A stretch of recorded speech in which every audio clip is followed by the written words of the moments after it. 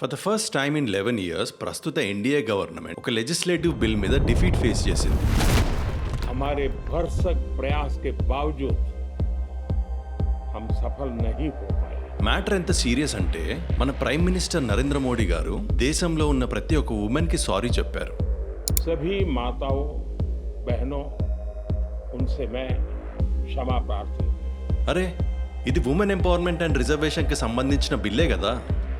మొన్న 2023లో Nari Shakti Vandan Adhiniyam bill which deals with 33% of women reservation in legislative assemblies. ఈ బిల్కే కదా అందరూ కలిసి యునానిమస్ గా సపోర్ట్ చేసింది. మరి ఇప్పుడు ఆ బిల్ రిజర్వేషన్ ఇంప్లిమెంటేషన్ కి వచ్చేసరికి అపోజిషన్ ఎందుకు పాస్ చేయలేదు, ఎందుకు రిజెక్ట్ అయింది? ఇంకా షాకింగ్ థింగ్ ఏంటంటే అపోజిషన్ ఈ డిఫీట్ ని సెలబ్రేట్ చేశారు.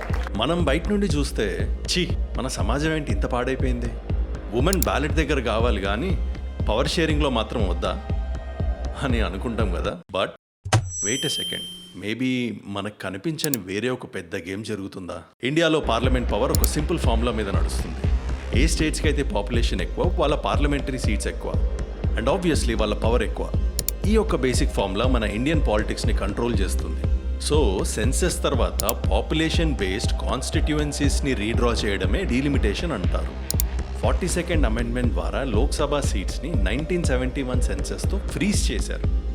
ఆ ఫ్రీజ్ ఎక్స్టెండ్ అవుతూ ప్రస్తుతం 2026లో ఎండ్ అవ్వనుంది. అంటే ఆల్మోస్ట్ 50 years నుంచి ఇండియాలో కాన్స్టిట్యుయెన్సీ బౌండరీస్ సేమ్ ఉన్నాయి.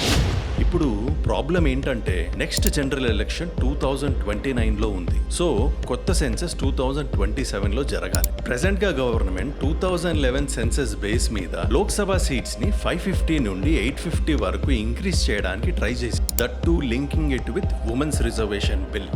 ఇలా చేస్తే ఏం జరుగుతుందనంటే ఇప్పటివరకు బెటర్ ఫ్యామిలీ ప్లానింగ్ చేసి పాపులేషన్ గ్రోత్ ని తగ్గించిన సదరన్ స్టేట్స్ కి సీట్స్ తగ్గుతున్నాయి. అసలు పాపులేషన్ ని సరిగ్గా కంట్రోల్ పెట్టకుండా ఉన్న నార్థన్ స్టేట్స్ కి సీట్స్ పెరుగుతున్నాయి.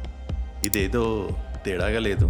అసలు ఉమెన్ కి రిజర్వేషన్ ఇవ్వాలంటే అన్కండిషనల్ గా ఇమీడియట్ గా ఇవ్వాలి, కానీ ఇది ఉంటేనే అది అయితదని కిష్కింద కాండలో పెట్టాల్సినంత అవసరం ఉందా? ఈ అన్నెసరీ పాలసీ బండ్లింగ్ కన్ఫ్యూజన్ని క్రియేట్ చేసింది. అపోజిషన్ ఉమెన్ రిజర్వేషన్ని అపోజ్ చేయట్లేదు, కానీ ఈ smoke screen politics with rushed process created trust deficit and federal fear. For more interesting insights please subscribe.